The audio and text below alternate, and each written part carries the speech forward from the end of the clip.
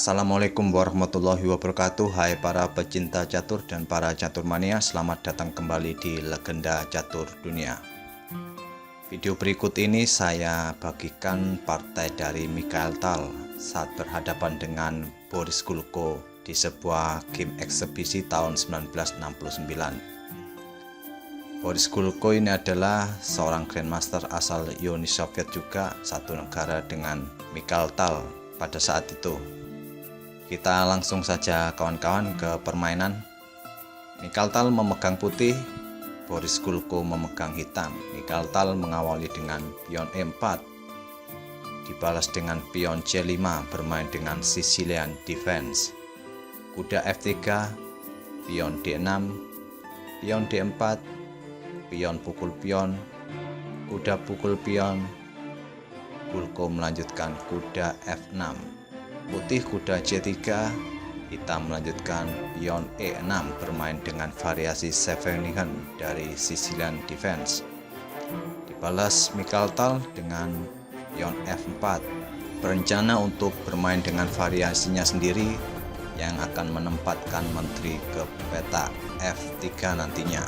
Lanjutkan Gulko mengembangkan kudanya C6, gajah E3, gajah E7, menteri ke F3, pion A6, langkah preventif untuk mencegah atau mengontrol petak B5 agar putih tidak bisa menempati petak tersebut. Lanjutkan oleh Mikhail Tal, rokade sayap menteri hitam C7, putih pion G4.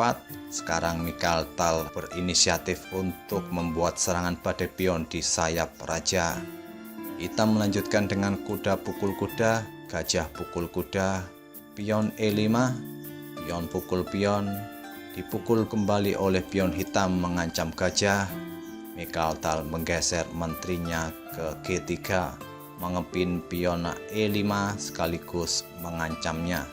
Jika di sini hitam pukul gajah putih, hitam akan kehilangan menterinya.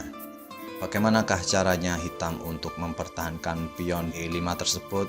Gulko pukul pion G4 dengan kuda sekaligus kuda akan melindungi pion E5. Sebetulnya ada langkah yang lebih baik lagi daripada melangkahkan kuda pukul pion G4, yaitu dengan gajah ke D6, melindungi pion serta menutup pimpinan dari menteri putih. Tapi langkah kuda pukul pion G4 lebih dipilih oleh Boris Gulko. Mikhail Tal melanjutkan gajahnya ke E2 mengancam kuda. Menteri hitam ke A5 mengincar pion A2. Gajah putih pukul kuda G4, pion E pukul gajah D4 mengancam kuda, kuda ke D5. Dan sekarang hitam pukul pion A2. Namun di sini juga hitam ada ancaman skak oleh kuda di petak C7. Namun Mikhail Tal tidak memilih untuk melangkahkan kudanya ke C7, melainkan melangkahkan menteri ke E5, memberi ancaman skak mat di petak E7, ataupun juga menteri bisa mengancam pion yang ada di G7. Karena jika kuda ke C7 skak, raja ke F8, putih tidak bisa langsung untuk pukul beteng di A8 sebelum menggeser gajahnya di G4. Apabila kuda tetap meneruskan pukul beteng di A8, hitam akan melanjutkan gajahnya ke G5 skak. Ancaman skak mat tidak akan bisa diantisipasi lagi oleh putih, walaupun dengan menteri ke F4 dipukul kembali oleh gajah skak, ditutup dengan beteng D2 dan menteri hitam ke A1 skak mat. Itu mengapa dalam posisi seperti ini Mikhail Tal lebih memilih menterinya ke E5. Sekarang hitam dalam ancaman skak mat. Bagaimanakah hitam mempertahankan rajanya dalam posisi seperti ini dalam ancaman skak mat menteri putih? Tentu rokade sayap raja bukan pilihan terbaik. Gulko akan kehilangan gajah E7-nya. Di posisi seperti ini Gulko melangkahkan menterinya ke A1 terlebih dahulu skak, raja ke D2, menteri ke A5 skak, tutup pion B4, menteri kembali ke D8. Untuk sementara Boris Gulko mampu mempertahankan ancaman dari skakmat oleh menteri putih. Lanjutkan Mikhail Tal melangkahkan beteng ke G1, hitam mendorong pion F6 mengancam menteri, dibalas Mikhail Tal, gajah ke H5 skak, raja ke F8. Waktunya Mikhail Tal melangkah. Bagaimanakah Mikhail Tal harus meneruskan langkah berikutnya? Jika kawan-kawan menyukai puzzle, silakan pause video ini untuk beberapa detik. Temukan langkah terbaik Mikhail Tal di langkah berikutnya. Apakah kawan-kawan sudah menemukan langkah tersebut? Oke, saya tunjukkan langkah berikutnya oleh Mikhail Tal, yaitu beteng pukul pion G7. Mikhail Tal mengorbankan dua perwira sekaligus dalam posisi seperti ini. Tinggal hitam mau pukul menteri atau beteng G7. Jika hitam putuskan untuk raja pukul beteng, putih akan menjawabnya dengan beteng D ke G1 skak. Jika raja kembali ke F8, menteri putih akan ke G3, memberi ancaman skakmat di peta G7. Oleh karena itu, di permainan aslinya, Boris Gulko memilih pukul menteri dengan pion. Dilanjutkan oleh Mikhail Tal, beteng bergeser ke F7 skak, raja ke E8, beteng pukul gajah skak, double skak, raja kembali ke F8, beteng ke F1 skak, raja ke G8, dan langkah pamungkas dari Mikhail Tal membuat Boris Gulko menyerah, yaitu beteng ke F7. Di sini ada ancaman skakmat dari kuda ke peta F6 nantinya. Apabila menteri pukul beteng yang ada di E7, kuda tinggal pukul menteri balik, skakmat.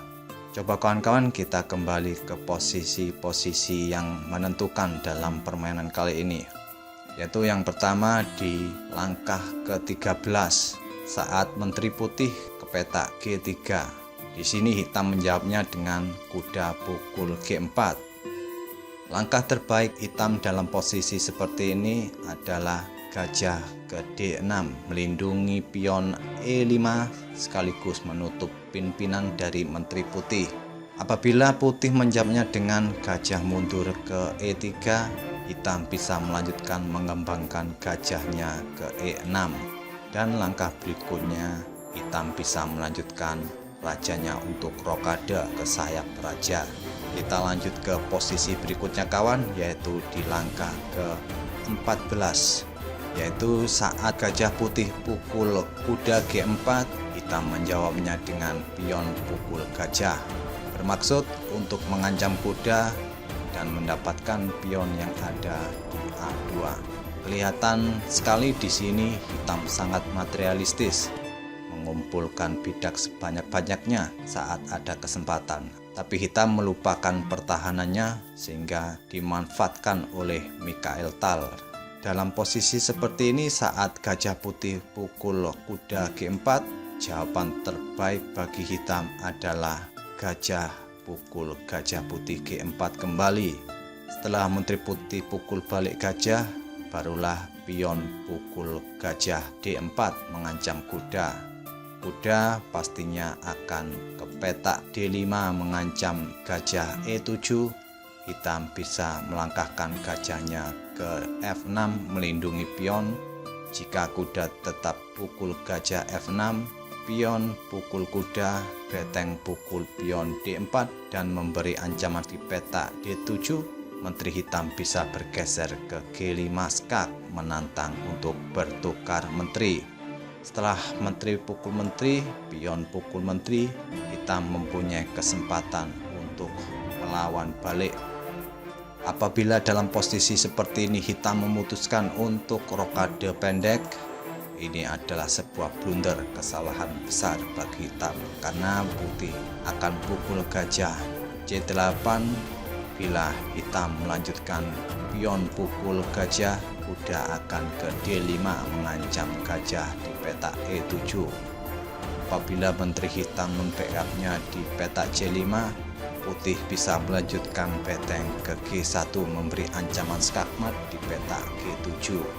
Setelah hitam mendorong pion G6, putih bisa melanjutkan pukul pion di B7 mengancam beteng. Bila beteng bergeser ke A7, kuda bisa pukul gajah E7 skak dipukul kembali oleh menteri hitam. Gajah putih bisa ke D5. Inilah keuntungan putih bila hitam melakukan rokade di langkah ke-15. Kita lanjut ke posisi berikutnya yang cukup vital kawan-kawan, yaitu di langkah ke-21. Setelah gajah putih ke H5 skak, raja ke F8. Ada pilihan juga bagi hitam untuk menutupnya dengan pion G6. Jika langkah ini yang dipilih, putih akan melanjutkan langkahnya dengan pukul pion F6 skak, raja ke F7, kuda kembali pukul pion H7. Jika beteng pukul kuda, gajah pukul pion G6 skak, raja ke F8, beteng ke F1 skak ditutup dengan gajah tetap dipukul dengan beteng skak. Jika ditutup dengan gajah di F6, beteng tetap pukul gajah skak, raja ke G8, gajah pukul beteng H7 skak, raja ke F8, dan beteng putih ke F8 open skak, raja pukul gajah H7 dan ditutup menteri G7 skak mat. Itulah kawan-kawan permainan Mikhail Tal saat berhadapan dengan Boris Gulko di permainan eksebisi dan beberapa ulasannya. Semoga kawan-kawan menikmati video kali ini, menjadi inspirasi kawan-kawan dalam bermain catur. Wassalamualaikum warahmatullahi wabarakatuh.